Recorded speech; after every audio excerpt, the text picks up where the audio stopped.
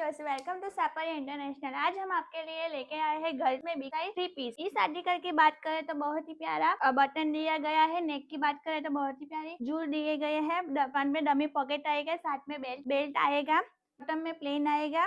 और इनसाइड की बात करें तो हम आपको कॉटन में देने वाले हैं, जो कि वो फुल स्लीव में आएगा, टर्न टू टर्न ग्रिप में आएगा। बैक साइड इस आर्टिकल की बात करें तो बहुत ही प्यारा नेक में कॉलर देने वाले हैं, में पॉकेट देने वाले हैं, बटन देने वाले हैं। बॉटम में प्लेन आएगा, बैक साइड में भी प्लेन आएगा। और साइज की बात करें तो 5 to 9 ईयर्स में आएगा। और इसकी बात करें तो वेरी अफोर्डेबल प्राइस आएगा। इस आर्टिकल की बात करें तो बहुत ही प्यारा बटरफ्लाई वाला पैच दिया गया है, बटन दिया गया है, जूल दिया गया है। बैक साइड इस सारे आर्टिकल में फैंटास्टिक क्वालिटी में आएगा।